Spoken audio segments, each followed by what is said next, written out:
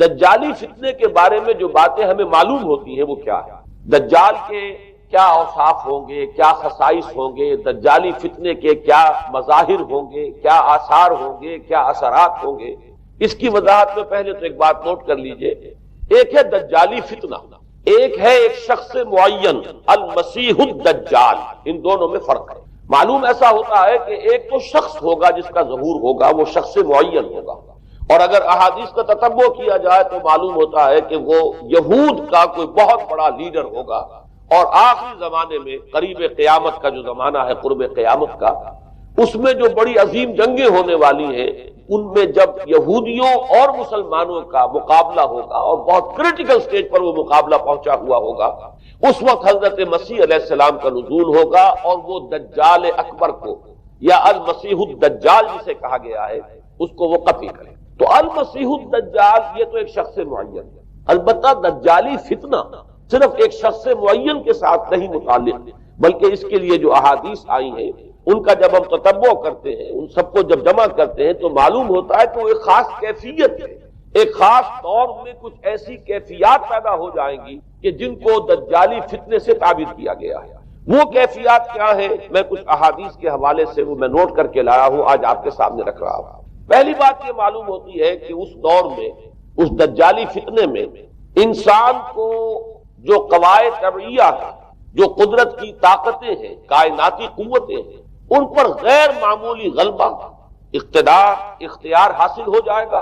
اور وہ دجال متصرف ہوگا ان تمام قواعد طبعیہ پر، بالکل ایسے انداز میں جیسے کبھی انبیاء کرام علیہ السلام کو اللہ تعالیٰ معجزے عطا فرماتا۔ وہ معجزے کہ جو اللہ تعالیٰ کے فضل و کرم سے اللہ کے رسولوں کو عطا ہوئے ہیں، گویا کہ وہ سب کی سب کیفیات ہیں کہ جو دجال کے بارے میں قرآن مجید یا احادیث نبیہ میں وارد ہیں۔ مثلاً پہلی بات یہ بتائی گئی کہ اس کے لیے فاصلہ بے معنی ہو کر رہ جائے گا، انتہائی تیز رفتاری ہوگی جو اسے حاصل ہوگی۔ چنانچہ الفاظ یہ ہے کالغیث سے استدبرت بردی، وہ ایک ایسے طوفان کے مانند جو ہے وہ سیلاب آئے گا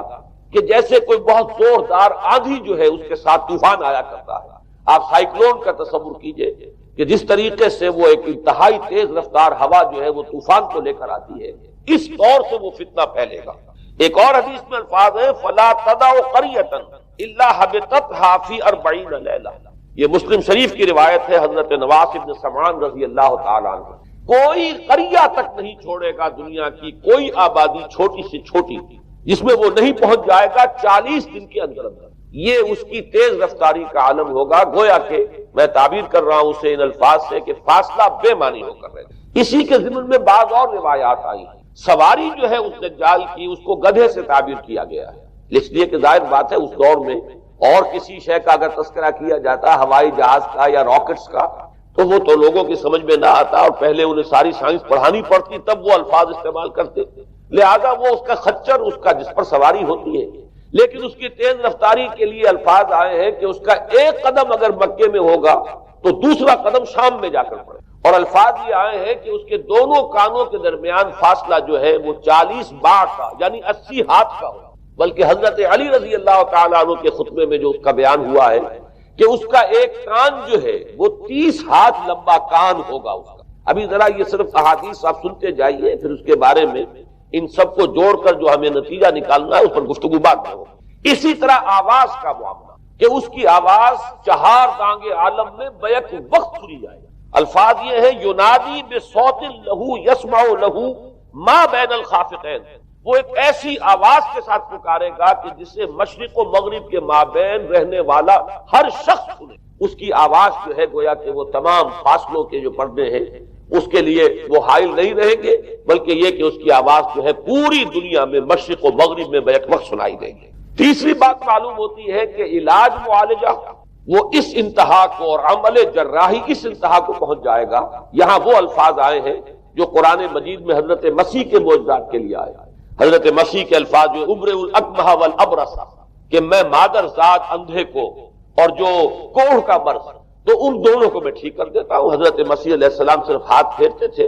اور مادر ذات جو نابینا ہے، اندھا، بینائی اس کی آ جاتی تھی، اور کوڑھی جو ہے اس کے جسم پر ہاتھ پھیرتے تھے، اس کا کوڑھ درست ہو جاتا تھا۔ ابرئ الاکمہ والابرص، وہی الفاظ آئے حدیث میں کہ دجال کو یہ قدرت حاصل ہو جائے گا۔ نمبر دو یہ کہ وہ یحیی الموتیٰ،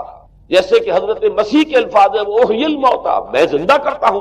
مردے کو۔ حضرت مسیح فرماتے تھے ایک مردے کو قم باذن اللہ، وہ کھڑا ہو جاتا تھا۔ بالکل اسی طریقے سے دجال کو بھی قدرت حاصل ہو جائے گی کہ وہ مردوں کو زندہ کرے گا۔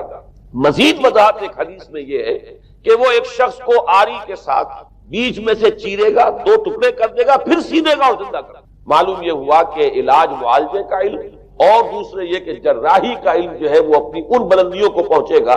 کہ اس حد تک انسان کی رسائی ہو جائے گی۔ چوتھی بات، اس کو زمین اور فضا پر اس قدر غلبہ حاصل ہو جائے گا، الفاظ یہ حدیث کے یامر السماء فتنبت، وہ آسمان کو حکم دے گا بارش برسا اور وہ بارش برسائے گا، والارض فتنبت، اور زمین کو حکم دے گا کہ فصلیں اگا اور وہ اگائے گی، ویمر بالخربۃ فیقول لها اخرجی کنوزک، اور وہ کسی ویرانے پر سے گزرے گا اور اسے حکم دے گا، ویران چٹیل میدان، اور حکم دے گا کہ اپنے خزانے نکال، اور فرمایا اس کا نتیجہ یہ نکلے گا فتتبعہ کنوزها، تو اس زمین کے جو خزانے ہیں وہ نکل کے اس کے ساتھ چلنے شروع ہو جائے گا۔ زمین پر قدرت، فضا پر قدرت، بارش کا حکم ہوگا وہ بارش ہو جائے گی، آسمان بارش برسائے گا، زمین اپنے خزانے اگل دے گی۔ پانچویں بات، وَيُبْعَثُ مَعَهُ الشَّيَاطِينُ عَلَى صُورَةٍ مَّن مَّاتَ، اس کے ساتھ کچھ ایسے شیاطین مبعوث ہوں گے کہ جو ان صورتوں کو اختیار کریں گے ان لوگوں کی جو مر چکے، من الآباء والامہات والمعارف، جو آباء و اجداد اور مائیں اور دادیاں اور جو بھی جان پہچان والے لوگ ہیں جو فوت ہو چکے ہوں گے، وہ ان کی صورت اختیار کریں گے۔ فَتَأْتِيَ أَحَدَهُمْ فَيَقُولُ أَلَسْتُ فُلَانًا أَلَسْتَ تَعْرِفُنِي، پھر وہ آئے گا اور وہ شیاطین آئیں گے اور انسان سے کسی سے بات کریں گے، کیا تم مجھے نہیں پہچانتے؟ کیا میں تمہارا فلاں رشتہ دار نہیں ہوں؟ اپنی نشانیاں بیان کریں گے اور لوگ پہچانیں گے۔ یہ وہ احادیث ہیں کہ جن کا جو نتیجہ نکلتا ہے اب اس کو پہچان لیجئے۔ وہ نتیجہ یہ ہے کہ حضور صلی اللہ علیہ وسلم نے دجالی فتنے کے جو اوصاف بیان کیے یا جو علامات بیان کی، ان کا حاصل یہ ہے کہ سائنس اور ٹیکنالوجی کی وہ بلندیاں انسان کو حاصل ہو جائیں گی کہ جو چیزیں کبھی رسولوں کے معجزوں سے ظہور پذیر ہوتی تھی، وہ قوانین طبیعہ پر تصرف کے باعث خود انسان کرنے لگے۔ یہ ہے در حقیقت حاصل۔ چنانچہ آج آپ دیکھیے وہ جو اس کا گدھا ہے وہ ہمارے آج کل کے ہوائی جہاز ہے، اور آپ کو معلوم ہے کہ یہ رڈار جو ہیں ان کے ہوائی جہازوں کے، یہ بالکل اینڈز پر ہوتے ہیں ان کے بازوؤں پر، اور یہی ان کے کان ہیں، انہی سے انہیں وہ معلومات حاصل ہوتی ہیں۔ خود ان کی لمبائی چوڑائی جو ہے وہ کتنی ہے، اور پھر یہ کہ ان کے درمیان فصل جو ہے وہ 80 ہاتھ کا یا 40 باہ کا وہ موجود ہے، اور جہاز کی ایک اڑان اب تو کہیں بات پہنچ گئی کہ آپ کو معلوم ہے کہ پوری دنیا کے گرد بھی ایک جہاز جو ہے وہ چکر لگا لیتا ہے چند گھنٹوں کے اندر۔ لیکن یہ ہے کہ عام جو رفتار ہے اس میں بھی ایک پڑاؤ سے دوسرے پڑاؤ تک، ایک جگہ سے جس کو ہاپ کرنا کہتے ہیں، یہ بھی کم سے کم 500-700 میل کا عام طور پر سفر جو ہے وہ جہاز طے کر رہا ہے۔ اسی طریقے سے ہماری جو سائنس کی، خاص طور پر جو طبی سائنس ہے، اب اس میں جس طریقے سے کہ زندہ رکھا جاتا ہے انسانوں کو، اور وہ ویجیٹیبل چاہے کہا گیا ہے ان کو ہیومن ویجیٹیبلز، لیکن یہ کہ دل کی دھڑکن بھی چلائے جا رہے ہیں، خوراک بھی پہنچا رہے ہیں، آدمی جو ہے وہ زندہ سال ہر سال تک زندہ پڑا رہتا ہے۔ اور یہ کہ سرجری بعض جانوروں پر تو یہ بات ہو چکی ہے کہ کاٹے گئے ہیں اور پھر ان کو سی دیا گیا ہے، جوڑ دیا گیا ہے۔ یہ تمام جو بھی معجزے ہیں اس وقت سائنس دکھا رہی ہے۔ اسی طرح اگر یہ معجزہ دیکھنا ہو کہ زمین نقو دق، جہاں کہیں کوئی آثار نہیں تھے کسی ایک پتے تک کے اگنے کے، اگر وہاں لہلہاتے ہوئے آپ کو چمن دیکھنے ہو، تو ویسے سب سے پہلے تو یہ معاملہ ہوا تھا اسرائیل نے جو کر کے دکھایا تھا، لیکن اب تو آپ ابو ظبی چلے جائیے، سعودی عرب میں چلے جائیے۔ سعودی عرب کے اندر حال یہ ہے کہ آپ اگر ہوائی جہاز سے سفر کریں ریاض سے جدے تک، تو آپ کو جگہ جگہ بڑے سرکولر پیچز نظر آئیں گے جہاز سے، نہایت، اور اس کے اندر جو ہے آرٹیفیشل اریگیشن کے ذریعے سے، اور بہت عمدہ وہاں کاشت ہو رہی ہے، اور بہت خوبصورت فارم جو ہے وہ تمام کے تمام سرکولر پیچز، اس لیے کہ جو اریگیشن ہوتی ہے وہ ان ویلز کے ذریعے سے ہوتی ہے کہ جو ایک سرکل میں چلتے ہیں، اور پانی کی وہ آرٹیفیشل بارش جو ہے وہ ہوتی رہتی ہے۔ باقی یہ کہ فضا سے آرٹیفیشل رین، یہ تو بہت ہی سادہ سی بات ہے کہ فضا کے اندر ایٹماسفیرک کنڈیشن کو ذرا تبدیل کیا جائے تو بارش آ جاتی ہے۔ اور باقی رہ گیا آواز کا یہاں سے وہاں جانا، وہ تو آواز ہی نہیں، اب تو آپ صورتیں دیکھ رہے ہیں۔ آپ کو نیو یارک میں بیٹھا ہوا خطاب کرے، آپ پوری دنیا کے اندر جہاں چاہیں، وہ آل ورلڈ اینٹینا آپ کے پاس صرف ہونا چاہیے، باقی یہ کہ آپ دنیا کے کسی بھی گوشے میں بیٹھے ہوئے کسی شخص کا خطاب جو وہ سن سکتے. تو معلوم یہ ہوا کہ در حقیقت یہ جو دجالی فتنہ ہے، یہ جس کے اوصاف جو بیان کیے گئے، ابھی میں اس کو لفظ فتنہ سے تعبیر نہیں کر رہا، اسے جس چیز نے فتنہ بنایا وہ ابھی میں آپ سے عرض کروں گا، لیکن یہ جتنے اوصاف حدیث میں آئے، جتنی صفات بیان ہوئی، جو کوائف وہاں سامنے آ رہے ہیں، ان سب کا حاصل تو ایک لفظ میں یہ ہے کہ سائنٹیفک ڈیولپمنٹ اور ٹیکنالوجیکل ڈیولپمنٹ وہ اس درجے کی ہو جائے گی کہ قواعد طبیعیہ پر، فورسز آف دی نیچر پر انسان کو تصرف اور تسلط حاصل ہو جائے گا، اور وہ انہیں استعمال کرے گا، اور اس طریقے سے اس کے اندر وہ ساری کی ساری کیفیات جیسے کہ آج ہم دیکھ رہے ہیں اپنی نگاہوں کے سامنے وہ پیدا ہو جائے گا. اب سوال یہ ہے کہ اس شے کو فتنہ کس چیز نے بنایا؟ یہ بات سمجھ لیجیے. جہاں تک سائنسی ترقی کا تعلق ہے، تکنیکی ترقی کا تعلق ہے، یہ چیزیں فی الاصل فتنہ نہیں ہے. یہ تو وہ علم آدم الاسماء کلھا کا ظہور ہے. اللہ تعالیٰ نے ازل میں حضرت آدم علیہ السلام کو جو صلاحیت عطا فرما دی تھی، یہ ایکسفولیشن ہے اس کا ظہور ہے. جیسے کہ آم کی گٹھلی میں آم کا درخت ہے، لیکن ظاہر بات ہے کہ اس کو درخت بننے میں وقت لگتا ہے. پہلے وہ 2 پتے نکلتے ہیں، پھر وہ بڑھتا ہے معاملہ، کئی سال میں جا کر وہ درخت جو ہے وہ جوان ہوگا اور وہ پھل دے گا. اسی طریقے سے یوں سمجھئے کہ بالقوہ وہ علم حضرت آدم علیہ السلام کو دے دیا گیا، یعنی وہ صلاحیتیں وضعیت کر دی گئی، وہ فیکلٹیز، سمع اور بصر اور فؤاد، دیکھو سنو نتیجہ نکالو اور آگے بڑھو.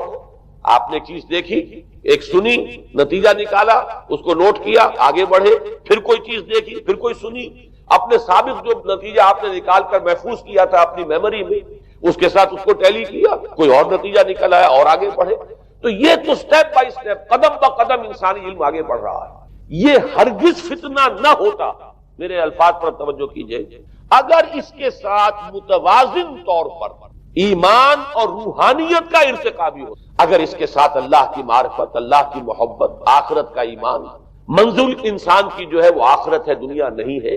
اگر یہ چیزیں ساتھ کے ساتھ ہوتی تو یہ ہرگز فتنہ نہیں. فتنہ در حقیقت اسے جس نے بنایا ہے وہ یہ ہے کہ کچھ ایسے اسباب ہوئے ہیں، اور وہ اسباب آج مجھے بیان کرنے کہ در حقیقت موجودہ عیسائیت اس کا سب سے بڑا سبب ہے. اس کے نتیجے میں ایک بہت بڑا گیپ ہے، اپالنگ گیپ ہے، بڑا مہیب خلا ہے، بڑی وسیع خلیج ہے جو حائل ہو چکی ہے کہ ایمان اور روحانیت ختم ہوتے چلے گئے اور یہ ٹیکنیکل اور سائنٹیفک ڈیولپمنٹ بڑھتی چلی گئی. ان دونوں کے درمیان جو مہیب خلا پیدا ہوا ہے اس نے اسے فتنہ بنا دیا ہے، اور عظیم ترین فتنہ بنا. ورنہ اگر اس کے ساتھ ہی اللہ پر ایمان، آخرت پر ایمان اور انسان کے اندر ایمانی کیفیات، اس کی روحانی کیفیات اگر یہ بھی برقرار رہتی، بلکہ اس کے ساتھ متوازن طور پر ان کو ترقی کرنا چاہیے، تو یہ ہرگز فتنہ نہیں ہے. تو پہلی بات یہ سمجھ لیجئے کہ اگرچہ دجالی فتنے کے جو صفات، اس کے اوصاف، اس کی علامات، اس کے مظاہر جو بھی حدیث کے ذریعے سے ہمیں معلوم ہے، جس کا میں نے ابھی آپ کے سامنے تذکرہ کیا، وہ سب در حقیقت تعبیر ہے اس دور کا جو محاورہ ہے، اس دور کی جو زبان ہے، اس دور میں جن الفاظ سے گفتگو کی جا سکتی تھی، اس دور کے ایڈیم میں آج کی جو سائنٹیفک اور ٹیکنالوجیکل ترقی ہے گویا کہ اس کی تعبیر کی گئی ہے کہ وہ دجالی فتنہ ہوگا. لیکن اس شے کو فتنہ بنانے والی شے در حقیقت یہ ہے کہ ایک بہت بڑی خلیج حائل ہو چکی ہے ایمان اور روحانیت، اور دوسری طرف سائنٹیفک اور ٹیکنالوجیکل ڈیولپمنٹ میں ان دونوں کے درمیان اتنا بود اور فصل پیدا ہو گیا ہے کہ جس کی وجہ سے اس نے فتنے کی شکل اختیار کی. اس کا سبب کیا ہے آج ہمیں اس پر غور کرنا ہے. دیکھیے حضرت مسیح علیہ السلام کا دین، اور جیسا کہ میں نے عرض کیا ہے سورہ کہف کے پہلے رکوع میں تذکرہ انہی کا ہو رہا ہے، وَيُنذِرَ الَّذِينَ قَالُوا اتَّخَذَ اللَّهُ وَلَدًا مَا لَهُم بِهِ مِنْ عِلْمٍ وَلَا لِآبَائِهِمْ كَبُرَتْ كَلِمَةً تَخْرُجُ مِنْ أَفْوَاهِهِمْ يَقُولُونَ إِلَّا كَذِبًا فَلَعَلَّكَ بَاخِعٌ نَفْسَكَ عَلَىٰ آثَارِهِمْ إِن لَّمْ يُؤْمِنُوا بِهَٰذَا. اور رسول آنے والا نہیں تھا. اللہ تعالیٰ کی طرف سے اس دین کو، اس شریعت کو ایک پروٹیکشن حاصل ہے، لہذا ایک جزو کی حد تک گمراہی جو ہے پھیل سکی، کل پر محیط نہیں. لیکن بدقسمتی سے دین مسیحی کے بارے میں یہ ہوا کہ کچھ عرصے تک تو کشمکش رہی ہے. اصل دین مسیحی پر بھی جو کاربند لوگ تھے اور جو اس کے اوپر مستقیم رہے وہ قائم کچھ عرصے تک رہے ہیں، لیکن ہوتے ہوتے تقریباً اس دور تک آ کر جب کہ حضور کی بعثت ہوئی ہے، اصل دین مسیحی کے ماننے والے تقریباً ختم ہو چکے تھے، شاذ لوگ رہ گئے تھے، اور ان میں بھی یہ جرت نہیں تھی کہ اپنے اصل دین کا وہ اظہار کرتے. بلکہ ہوتے ہوتے ان 600 سالوں کے اندر یہ ہوا کہ وہی پالزم جو ہے در حقیقت اس نے ہی مسیحیت کی شکل اختیار کر لی. یہ پالزم جو ہے یہ ہے در حقیقت یوں سمجھیے کہ ادیان عالم کی تاریخ میں سب سے زیادہ گمراہ کن مذہب، جس کا رد عمل پیدا ہوا ہے یورپ میں، جس نے کہ اس دجالی فتنے کی شکل اختیار کی ہے۔ میں یہ چاہتا ہوں کہ اس کے ضمن میں چند باتیں آج آپ کے سامنے رکھوں۔ پال نے جو دین مسیحی میں یا دین اسلام میں جو صحیح دین ہے اللہ کا، اس میں 3 تبدیلیاں بنیادی کی۔ سب سے پہلا تو وہی جو قرآن کہہ رہا ہے الذین قالوا اتخذ اللہ ولد، مسیح کو، حضرت مسیح علی نبینا علیہ الصلوۃ والسلام، انہیں خدا کا بیٹا قرار دیا گیا۔ اور اس میں بھی نوٹ کیجئے بیٹے کے لیے عربی زبان میں 2 لفظ ہیں، ابن اور ولد۔ ابن کا لفظ ذو معنیین ہے، 2 معنی ہے اس کے۔ ابن بیٹے کو بھی کہتے ہیں، اور ابن کا کوئی معنوی تعلق بھی ہو سکتا ہے، صرف بیٹا نہیں۔ ابن السبیل مسافر کو کہتے ہیں، راستے کا بیٹا، یعنی چونکہ راستے کے ساتھ اس کا ایک تعلق ہے، راستہ چل رہا ہے، وہ تو ابن السبیل ہے۔ ابن الوقت، وقت کا بیٹا، وہ وقت کا بیٹا اس معنی میں نہیں ہے، بلکہ یہ ہے کہ جو ہر وقت جو ہے حالات کے مطابق گرگٹ کی طرح اپنا رنگ بدلتا چلا جائے، چلو تم ادھر کو ہوا ہو جدھر کی، وہ ابن الوقت ہے۔ تو ابن الوقت اسی طریقے سے جو میں نے دوسری مثال دی ہے، ان کو اگر آپ سامنے رکھیں گے تو معلوم یہ ہوا کہ ابن کے تو دونوں معنی ہو سکتے ہیں، لیکن ولد یہ بالکل مخصوص ہے اولاد کے معنی میں۔ ولد یہ تو گویا کہ صلبی اولاد۔ اور عیسائیت وہ ہے مذہب کہ جس نے کہ بدترین شرک کی صورت اختیار کی ہے، اور ان کے ہاں عقیدے میں یہ الفاظ ہیں کہ مسیح اللہ کا، خدا کا صلبی بیٹا، تاکہ کوئی شک نہ رہ جائے کہ کوئی اور نسبت ہے جسے ابن سے تعبیر کیا گیا، کوئی اور تعلق ہے جس کے لیے یہ لفظ اختیار کیا گیا، صلبی کا لفظ استعمال کیا گیا ہے کہ یہ خدا کا صلبی بیٹا۔ اور یوں سمجھیے اب اس کا جو نتیجہ نکلا کہ بیٹا اگر کسی کا ہے تو ظاہر بات ہے کہ وہ ہم جنس ہے، ہم نوع ہے اپنے باپ۔ انسان کا بیٹا انسان ہوگا، سید زادہ جو ہے سید کا بیٹا سید ہوگا، مغل کا بیٹا مغل ہوگا، گھوڑے کا بیٹا گھوڑا ہوگا، گدھے کا بیٹا گدھا ہوگا۔ معلوم یہ ہوا کہ بعین ہی جو کچھ باپ ہوتا ہے وہی بیٹا ہوگا۔ لہذا اس لفظ نے در حقیقت شرک کی بدترین صورت اختیار کی کہ بالکل اللہ کے برابر، اللہ کا ہم نوع، گویا کہ بدترین شرک جو ہے شرک فی الذات ہے۔ اور شرک فی الذات کی بدترین صورت یہ ہے کہ جو عیسائیت میں آئی ہے کہ حضرت مسیح علیہ السلام کو اللہ کا صلبی بیٹا قرار دیا گیا۔ اب اس کے نتیجے میں چونکہ ظاہر بات ہے کہ آخر بائبل بھی موجود تھی، اس بائبل کو ایک دم کیسے ختم کر دیتا سینٹ پال؟ سینٹ پال کہیں یا بہرحال میں تو لفظ سینٹ اس کے ساتھ استعمال نہیں کرنا چاہتا، لیکن چونکہ ہمیں یہ ہدایت ہے قرآن مجید کی بھی کہ جو باطل معبود بنا لیے جاتے ہیں انہیں بھی ہم کوئی ان کے لیے توہین والے الفاظ استعمال نہ کریں، لہذا میں یہ لفظ استعمال کر رہا ہوں، ورنہ جی تو چاہتا ہے کہ کوئی اور لفظ اس کے لیے استعمال کیا جائے۔ لیکن جو بھی اس وقت دنیا میں اس کا معروف نام ہے پال، سینٹ پال، تو اس نے چونکہ ظاہر بات ہے کہ پوری بائبل کو کیسے ختم کر دیتا، ایک دم تورات کو کیسے ختم کر دیتا؟ تورات تو آج تک چلی آ رہی ہے بائبل کے ساتھ ملی، the old testament, the new testament, یہ دونوں مل کر بائبل بنتی۔ لہذا اب گورکھ دھندا بنانا پڑا انہیں، وہ تسلیس والا گورکھ دھندا، 3 میں 1 1 میں 3، توحید بھی ہے تسلیس بھی ہے، 3 میں 1 1 میں 3۔ اور یہ وہ شے ہے کہ جس نے عقیدے کا تعلق عقل سے منقطع کر دیا۔ اس سے سمجھ میں آنے والی بات ہے، 3 میں 1 1 میں 3 ایک گورکھ دھندا ہے۔ نتیجہ انہوں نے یہ نکالا کہ ڈوگما در حقیقت اس کا عقل سے کوئی تعلق نہیں، ڈوگما بس عقیدہ ہے، اور اس عقیدے ہی کے اوپر سارے دین کی بنیاد ہے، باقی وہ عقل میں آئے نہ آئے، عقل کے لیے قابل قبول ہو یا نہ ہو۔ یہ بات اچھی طرح سمجھ لیجئے کہ اگرچہ ہمارے ہاں ہم بھی یہ بات کہتے ہیں کہ بہت سے حقائق جو ہے کائنات کے وہ ایسے ہیں کہ جن تک عقل کی رسائی نہیں، اس کے لیے ہم مجبور ہیں، محتاج ہیں وحی کی ہدایت کے۔ لیکن 2 چیزوں میں فرق کیجئے، ایک ہے عقل سے ماورا ہونا اور ایک ہے عقل کے خلاف ہونا، ان دونوں چیزوں میں زمین و آسمان کا فرق ہے۔ ایک وہ حقائق ہے کہ جو عقل از خود ان تک رسائی حاصل نہیں کر سکتی، لیکن جب وہ سامنے آتے ہیں تو عقل تسلیم کرتی ہے کہ ہاں یہ بات سمجھ میں آتی ہے۔ ایک وہ چیزیں ہیں کہ جن کو عقل تسلیم نہیں کرتی، تو ایک ہے مخالف عقل، ایک ہے ورائے عقل، ان دونوں میں زمین و آسمان کا۔ ہمارے دین میں تو عقل کو اپیل کیا گیا ہے، لعلکم تعقلون، لعلہم یعقلون، اولو الالباب الذین یعقلون۔ اب ظاہر بات ہے کہ عقل کو ہاتھو برہانکم ان کنتم صادقین، لاؤ دلیل اپنی، تو دلیل سے عقل سے اپیل کی گئی۔ اور اس میں وہ رشتہ جو میں نے کئی مرتبہ بیان کیا علامہ اقبال کے اشعار کے حوالے سے کہ عقل گو آستاں سے دور نہیں، اس کی قسمت میں پر حضور نہیں،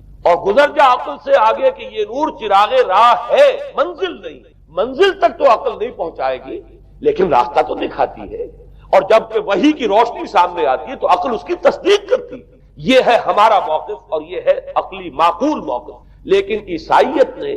بلکہ کہنا چاہیے پالزم نے، مجھے یہاں پر لفظ عیسائیت اب استعمال کرنا نہیں چاہیے، اس لیے کہ حضرت عیسیٰ سے اب اس کی نسبت نہیں رہی۔ حضرت عیسیٰ سے اس کی نسبت جو ہے یہ مس نومر ہے، یہ غلط نام ہے۔ دی 100 کا مصنف جو ہے ڈاکٹر مائیکل ہارٹ،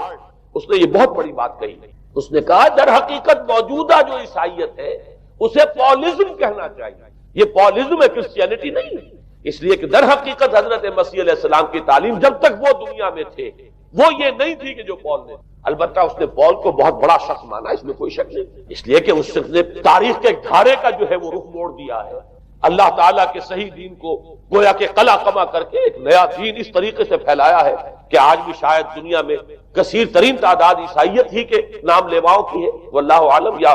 شاید گوتم بدھ کے ماننے والوں کی ہے۔ بہرحال یہ کہ بہت بڑی تعداد میں آج حضرت مسیح علیہ السلام کی طرف جو منسوب ہے غلط طور پر دین، اس کے نام لیوا دنیا میں، اس اعتبار سے وہ یقیناً اس کا تو حق رکھتا ہے کہ اس کا نام بھی اس کتاب میں آئے کہ جس نے تاریخ کے اوپر اثرات اپنے پیدا کیے۔ اور حضرت مسیح علیہ السلام جب تک دنیا میں تھے، عیسائیت کی حقیقت بنی اسرائیل یا یہودیت کے ایک فرقے سے زیادہ نہیں، ڈیٹیچ نہیں ہوا تھا یہ دین حضرت موسیٰ علیہ السلام کے، لیکن یہ کہ پال نے اسے بالکل ایک مستقل بذات ایک جداگانہ دین کی شکل دی، تو یہ پالزم نے در حقیقت سب سے پہلا کام یہ کیا کہ عقل سے بالکل تعلق منقطع کر دیا۔ عقیدہ، ڈوگما جو ہے وہ خلاف عقل، جو بات عقل میں آئے نہ آئے بس مان۔ تو پہلی تو یوں سمجھیے کہ نقب جو لگی ہے دین کے اندر وہ اس تسلیس کے حوالے سے، اور تسلیس کا گورکھ دندہ خلاف عقل، لہذا ڈوگما کی جو کا لفظ جو استعمال ہوا ہے کہ بس اس کو تو ہم مانیں گے چاہے وہ عقل کے لیے قابل قبول ہو یا نہ ہو۔ دوسرا، اس سے بھی زیادہ آپ دیکھیے ایک سے ایک بڑھ کر اینٹ رکھی جا رہی ہے۔ خشت اول چون حد میں مار کر تاثریہ میرا دیوار پر۔ دوسرا، کفارے کا عقیدہ جو مبنی ہے صلیب کے عقیدے پر۔ مسیح نے انتہائی ذلت کی موت، یعنی صلیب کی موت جو ہے وہ خود کہتے ہیں کہ انتہائی ذلت کی موت ہے۔ یہ ذلت کی موت کا پیالہ اس لیے پیا تاکہ اس کے ماننے والوں کی طرف سے کفارہ ادا ہو جائے۔ مسیح کفارہ ادا کر چکا ہے، اب جو شخص بھی مسیح کو مان لے گا اس کی گویا کہ نجات ہو گئی، اس کا عمل سے کوئی تعلق، عمل ہو نہ ہو، بد کردار ہو، اچھا کردار والا ہو، نیک ہو، بھلا ہو، جیسا بھی ہو، برا ہو، بدماش ہو، لچا ہو، لفنگا ہو، مسیح کو مان لے، صرف ماننے پر، اس لیے کہ مسیح تو اس کی طرف سے کفارہ پیش کر چکا۔ سارے گناہوں کا کفارہ جو ہے مسیح نے انتہائی ذلت آمیز موت جو ہے قبول کر کے گویا کہ اپنے ماننے والوں کے تمام گناہوں کا کفارہ دے دیا۔ یہ دوسرا عقیدہ۔ اس کا نتیجہ کیا نکلا؟ تسلیس نے عقل سے تعلق توڑ دیا تھا مذہب کا، اس نے عمل سے تعلق، ڈوگما ہی ڈوگما ہے، نہ عقل سے کوئی تعلق نہ عمل سے کوئی تعلق نہیں رہا۔ دین جڑیں جو ہے دونوں اعتبار سے، دین تو نام ان دو چیزوں کا، الا الذین آمنوا وعملوا الصالحات، دونوں کی گویا کہ جڑیں منہدم ہو گئیں، بنیادیں منہدم ہو گئیں، جڑیں کاٹ دی گئی کہ نہ اس کا تعلق عقل کے ساتھ ہے نہ عمل کے ساتھ۔ تیسری بات آئی ہے، اس نے کہا شریعت منسوخ۔ یہ عجیب ہے، دیکھیے جسے آئرنی آف فیٹ کہتے ہیں انگریزی زبان میں۔ ابھی تک بائبل کے اندر سینٹ میتھیو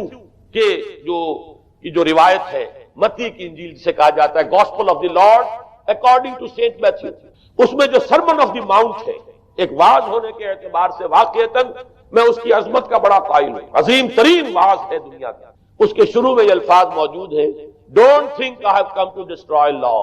ہرگز یہ نہ سمجھنا کہ میں شریعت کو ختم کر دے آیا۔ وہ یہ کہہ کر گئے تھے کہ شریعت موسوی تم پر لاگو رہے گی، عائد رہے گی، لیکن پال نے تیسرا نقب لگایا شریعت ساقط کر۔ اس کی ضرورت کیوں محسوس ہوئی یہ بھی سمجھ لیجئے۔ حضرت مسیح یہ کہہ کر گئے تھے کہ میں صرف بنی اسرائیل کے لیے آیا ہوں، میں اسرائیل کے گھرانے کی کھوئی ہوئی بھیڑوں کی تلاش میں آیا ہوں۔ انجیل میں یہ الفاظ آج بھی حضرت مسیح نے اپنے حواریین کو جب بھیجا ہے کہ اب جاؤ تبلیغ کرو میری طرف سے، اس کی ہدایتوں میں ایک ہدایت یہ بھی ہے کہ تمہیں صرف اسرائیلیوں تک تبلیغ کرنی ہے، باہر نہیں، میں صرف اسرائیلیوں کی طرف رسول بنا کر بھیجا گیا ہوں۔ یہ الفاظ بھی موجود ہیں، اگرچہ اس وقت کے انجیل میں جو الفاظ ہیں وہ تو میں سمجھتا ہوں کہ حضرت مسیح علیہ السلام کے شایان شان نہیں ہے، وہاں کوئی نہ کوئی تحریف ہوئی ہے لفظی، اس لیے کہ وہاں تشبیہ یہ دی گئی ہے کہ کوئی اپنے بچے کے حصے کی روٹی جو ہے کتے کے آگے نہیں ڈالتا. گویا کہ جینٹائلز جو ہیں غیر بنی اسرائیلی، انہیں اس جملے کی روح سے انہیں کتوں سے تشبیہ دی جا رہی ہے کہ میرے پاس میرے بچوں کے حصے کی روٹی ہے، میرے بچے ہیں اسرائیلی، میری روٹی جو ہے یہ جو میرے پاس ہے وہ اسرائیلیوں کے لیے ہے. کوئی اپنے بچوں کے حصے کی روٹی کتے کو نہیں کھلاتا. یہ جملہ تو میں سمجھتا ہوں حضرت مسیح کا نہیں ہو سکتا، لیکن یہ ہدایت کہ تمہیں تبلیغ صرف اسرائیلیوں میں کرنی ہے، یہ قرآن مجید کی روح سے ثابت ہے. اس لیے کہ قرآن بھی یہ کہتا ہے کہ رسولاً الی بنی اسرائیل، حضرت مسیح علیہ السلام رسول بنا کر بھیجے گئے تھے بنی اسرائیل کی. اس لیے کہ وہ یوں سمجھیے کہ جسے ہمارے ہاں عام اصطلاحات میں علماء کہا کرتے ہیں تاج و تخت ختم نبوت، وہ تاج و تخت ختم نبوت تو ابھی منتظر تھا محمد الرسول اللہ صلی اللہ علیہ وسلم کی آمد کا، کہ وہی آئیں گے تو انہی کی بعثت ہوگی پوری نوع انسانی کی طرف. آپ سے پہلے کسی رسول کی بعثت پوری نوع انسانی کی طرف نہیں ہوئی بشمول حضرت مسیح علیہ السلام. ہر جو ہے رسول جو آیا ہے آپ سے پہلے اپنی اپنی قوموں کی طرف آیا ہے. لیکن اس پول نے کیا کیا؟ پہلے تو یہ اصول توڑا. ہم اس دین مسیحی کی یا جو پولزم ہے اس کی اب تبلیغ کریں گے غیر اسرائیلیوں میں. وہاں انہیں دقت پیش آئی. شریعت موسوی بڑی بھاری شریعت ہے. اب وہ بھاری شریعت جو ہے اس کو قبول کرنا تو لوگوں کے لیے آسان نہیں ہے. انہوں نے یہ کیا کہ یہ شریعت تم پر ثابت، شریعت کا بوجھ تم پر نہیں، برڈن آف لا یہ تمہارے لیے نہیں. اور میں یہاں مثال دے دینا چاہتا ہوں، بین ہی تاریخ نے اپنے آپ کو دہرایا ہے. عبداللہ ابن سبا نے جو فتنہ شروع کیا تھا ہمارے ہاں، ہماری تاریخ میں جو اس کے اثرات پھر پیدا ہوئے ان میں سے ایک جو ہے وہ شکل اسماعیلیت والی ہے کہ اسماعیلیت نے بھی بین ہی یہی شکل اختیار کی ہے. ہندوستان میں آ کر جب اسماعیلی داعیوں نے جب تبلیغ کی ہے تو شریعت ساقط کر دی. آج آپ کو جو اسماعیلی ملیں گے ان کے ہاں کوئی شریعت نہیں ہے، کوئی نماز نہیں، مسجد ان کی ہوتی نہیں، جماعت خانہ ہوتا ہے، وہ کلب گھر ہے، آتے ہیں جمع ہوتے ہیں کھانا کھاتے ہیں، اللہ اللہ خیر صلی اللہ کو باتیں چیتیں کرتے ہیں. ان کے اوپر شریعت ہے ہی نہیں، نہ روزہ ہے نہ نماز ہے. اور بین ہی وہی جو اختیارات میں ابھی آپ کو بتاؤں گا کہ جو پوپ کے ہیں وہی ان کے امام حاضر کے اختیارات. بہرحال تیسری نقب جو میں نے عرض کیا آپ سے وہ یہ تھی کہ شریعت منسوخ، اس کا نتیجہ کیا نکلا؟ اب دیکھیے ذرا غور کیجئے، ایک بہت بڑا خلا پیدا ہو گیا. وہ خلا کون پر کرے گا؟ شریعت کے بارے میں سارے اختیارات اب پوپ کو حاصل. وہ جس چیز کو چاہے حلال کر دے، جس چیز کو چاہے حرام کر دے، جس چیز کو چاہے قرار دے دے کہ یہ ممنوع ہے، جس چیز کی چاہے اجازت دے دے. اس لیے کہ اب شریعت تو رہی نہیں، خلا ہے، اس میں سوالات تو پیدا ہو گئے. یہ کام کیا جائے یا نہ کیا جائے، کون کرے گا؟ تو جب شریعت ختم ہوئی تو سارا اختیار پوپ کے ہاتھ میں. یہ میں بعد میں ذرا اور تفصیل سے بتاؤں گا کہ کیسے کیسے اختیارات پھر مذہبی طبقے کے ہاتھ میں آئے ہیں. اس کے نتیجے میں تاریخ انسانی میں ورسٹ فارم آف تھیوکریسی پیدا ہوا. تھیوکریسی کسے کہتے ہیں؟ جو آج کی اصطلاح میں گالی تھیوکریسی. قائد اعظم کے جملے آپ نے کئی پڑھے ہوں گے. اسلام میں کوئی تھیوکریسی نہیں، مذہبی طبقے کی حکومت نہیں ہے اسلام میں، اور 100% درست ہے. تھیوکریسی کہتے ہیں ایک مذہبی حلقے کی، مذہبی طبقے کی حکومت، اس کے ہاتھ میں اختیارات آ جائے. اور قرآن مجید میں اسی وجہ سے ان کے اوپر الزام لگایا گیا اتخذوا احبارهم ورهبانهم اربابا من دون اللہ. انہوں نے اپنے علماء اور صوفیوں کو اللہ کے سوا اپنے معبود بنا لیا. حضرت عدی ابن حاتم رضی اللہ تعالیٰ عنہ جب ایمان لائے، یہ حاتم طائی جو مشہور ہے سخاوت میں، ان کے بیٹے ہیں، قبیلہ طے سے ان کا تعلق ہے. حاتم طائی تو طے سے ہے، ان کے بیٹے عدی ہیں، یہ عیسائی تھے. یہ جب ایمان لائے اور پھر انہوں نے قرآن پڑھا تو انہیں ایک اشکال ہوا کہ قرآن مجید میں تو ہم پر الزام لگایا گیا ہے کہ اتخذوا احبارهم ورهبانهم اربابا من دون اللہ. تو عرض کیا انہوں نے، ڈرتے ڈرتے عرض کیا ہوگا حضور کی خدمت میں کہ حضور یہ بات تو کچھ درست نہیں معلوم ہوتی، ہم نے تو کبھی اپنے علماء اور رہبان کو خدا نہیں سمجھا. وہ اس مغالطے میں تھے کہ جب تک سجدہ نہ کیا جائے چاہے خدا نہیں مانا گیا. حضور نے پوچھا کیا ایسا نہیں ہے کہ جس چیز کو وہ حلال کہتے تم حلال مان لیتے ہو، جس چیز کو حرام کہتے ہیں حرام مان لیتے؟ جی ہاں یہ تو ہے. یہی تو فرمایا اربابا من دون اللہ ہے. تحلیل و تحریم کا اختیار صرف اللہ کے ہاتھ یا اللہ کے نمائندے کی حیثیت سے اس کے رسول کے پاس ہے جس کو وحی آتی ہے. اس کے بعد کسی کو اختیار نہیں. اجتہاد کر سکتا ہے لیکن اجتہاد کے لیے دلیل دینی ہوگی نص سے. کتاب اللہ سے کوئی دلیل لاؤ، سنت رسول اللہ سے کوئی دلیل لاؤ، استنباط کرو، عقل سے بات کرو. لیکن یہ ہے کہ تحلیل و تحریم یہ خدائی اختیار ہے، اللہ کے ہاتھ میں اس کا اختیار ہے. اور اللہ کے نمائندے کی حیثیت سے زیادہ یہ اللہ کے رسولوں کے ہاتھ میں اختیار آتا ہے. اس کے علاوہ کسی کے لیے نہیں. کسی اور کے لیے یہ مان لیا گیا تبھی تو ان کو خدا بنا لیا گیا. اسی معنی میں آج کی جمہوریت جو ہے وہ بدترین شرک ہے کہ یہاں یہ تسلیم کیا جاتا ہے کہ سوورنٹی جو ہے وہ عوام کی، سوورنٹی آف دی پیپل کیا مانی ہے کہ عوام کے نمائندے جو چاہیں قانون بنا دیں، جس چیز کو چاہیں حلال ٹھہرائیں، جس چیز کو چاہیں حرام ٹھہرائیں، ان کے پاس حلت و حرمت کے جو پورے اختیارات ہیں ان کے پاس آ گئے۔ یہی تو خدائی مقام ہے، خدا کا مقام دے دیا گیا، اس سے بڑا شرک کیا ہوگا؟ در حقیقت حاکمیت غیر اللہ اس دور کا سب سے بڑا شرک۔ تو وہاں یہ حق جو ہے دے دیا گیا علماء کے ایک طبقے کو، پوپ کو، تو گویا کہ تاریخ انسانی کی بدترین تھیوکریسی، بدترین مذہبی استبدادی حکومت قائم ہوئی ہے یورپ میں۔ اس کے حوالے سے میں کچھ تاریخی حوالے بھی اب آپ کے سامنے رکھ دوں۔ دیکھیے جب تک پال نے یہ کام شروع کیا ہے تو تقریباً 3 صدیوں تک تو یہ صرف ایک مذہبی تبلیغ کا کام ہوا ہے۔ انہوں نے کوششیں کی، محنتیں کی، پیغام پہنچایا، اور جیسا کہ میں عرض کر چکا ہوں اس وقت تک گڈمٹ تھے، پال کے ماننے والے بھی تھے اور حضرت مسیح کے جو اصل صحابہ تھے جو ان کے حواریین تھے ان کے ماننے والے بھی تھے، لہذا کشمکش ان کے اندر بھی چل رہی تھی۔ لیکن ظاہر بات ہے کہ حضرت مسیح کے اصل حواریین وہ تو اول تو یہ کہ اپنی گفتگو رکھ رہے تھے محدود بنی اسرائیل تک، نمبر 2 یہ کہ انہوں نے تو شریعت کو ساقط نہیں مانا۔ جنگل کی آگ کی طرح جو مسیحیت پھیلی ہے وہ پالزم والی مسیح، اس لیے کہ اس میں تو کوئی شریعت کا کوئی بوجھ نہیں، کوئی حلال نہیں، کوئی حرام نہیں، کوئی نماز نہیں، کوئی روزہ نہیں، لہذا یہ تیزی کے ساتھ پھیلی اور 300 برس تک تو ایک کشمکش جو ہے جاری رہی۔ انہوں نے تبلیغیں کی، مصائب جھیلے، کشمکش اندر بھی چلی باہر بھی چلی، لیکن اس کے بعد قیصر روم کانسٹنٹائن، قسطنطین جسے کہتے ہیں، جس کا یہ قسطنطنیہ ہے، کانسٹنٹائن، اس نے یہ محسوس کیا بالکل اکبر کی طرح، جیسے اکبر نے محسوس کیا تھا کہ میری مملکت کے اندر یہ مذہبی تصادم جو ہے یہ سب سے بڑی یوں سمجھیے کہ انسٹیبلٹی کا سبب ہے، لہذا ان تمام مذہبوں کو ایک ہاون دستے میں ڈال کے کوٹ پیس کر ایک بناؤ۔ وہ جو دین اکبری یا دین الہی جو اس نے کیا تھا اس سیاسی مصلحت کی وجہ سے کہ یہ ہندو مسلم تصادم اور دوسرے مذاہب کا ٹکراؤ جو ہے وہ ہندوستان کو ایک سیاسی وحدت اور ایک اپنی سیاسی عظمت کی طرف پیش قدمی کرنے کا جو راستہ ہے اختیار کرنے سے روکتا ہے، لہذا یہ کام کیا جائے۔ یہی قسطنطین نے کیا۔ اس نے جب دیکھا بڑی کشمکش چل، اس نے خود عیسائیت اختیار کیا۔ عیسائیت کون سی اختیار کی؟ پالزم والی۔ ظاہر بات ہے اس کے لیے بھی اصل عیسائیت اختیار کرنا جو ہے مشکل تھا، پالزم والی۔ اور اس کے بعد یہ اب اسٹیٹ کی جو مشینری تھی، جو طاقت تھا، جو دباؤ تھا، اس کے حوالے سے اب یہ مسیحیت جو ہے پورے رومن امپائر کے اندر اب یہ بڑی تیزی کے ساتھ جس کو کہنا چاہیے اس کا ایک نظام قائم ہوا اور جو مذہبی طبقہ تھا اس کا اقتدار مستحکم ہوا۔ اس کے باوجود 200 برس اور گزرے۔ یونان چونکہ بہت بڑا مرکز تھا علم کا، فلسفے کا، سائنس کا، حکمت کا، آپ کو معلوم ہے یہ تمام ارسطو ہو، افلاطون ہو، یہ سب یونان کے ہیں، ارشمیدس ہو، یہ تمام کے تمام جو بھی ہے، تو سائنس اور فلسفہ دونوں اس کا گہوارہ یونان تھا۔ یونانی حکماء اعتراض کرتے تھے، لہذا سن 529 اس کو نوٹ کر لیا۔ جسٹینین ایک قیصر تھا، اب قسطنطین کے 200 برس بعد اس نے اپنی پوری مملکت میں فلسفہ اور سائنس کی تعلیم حرام قرار دی۔ کوئی نہ فلسفہ پڑھ سکے گا نہ سائنس، جو فلسفہ پڑھے گا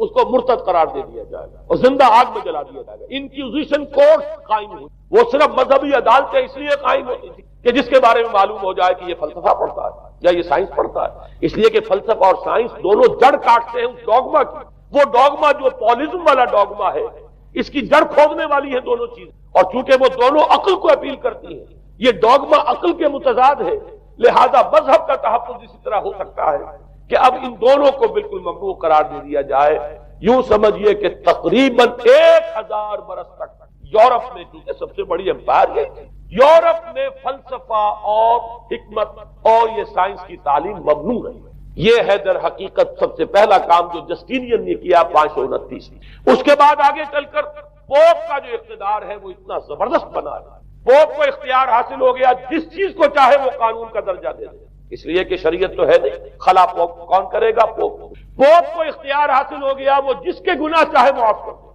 اب دیکھیے اگرچہ ویسے تو گناہ پہلے ہی معاف ہو گئے کہ جس نے مسیح کو مان لیا گناہ تو معاف ہو گئے اگلے پچھلے سب، لیکن یہ کہ پھر بھی ایک خلش رہ جاتی ہے انسان کے دل میں، چونکہ ایک اخلاقی حص انسان کے اندر اللہ نے پیدا کی ہوئی ہے۔ جب کوئی شخص کرتا ہے، کوئی بدکاری کرتا ہے، کوئی چوری کرتا ہے، ڈاکہ ڈالتا ہے، تو وہ جو ایک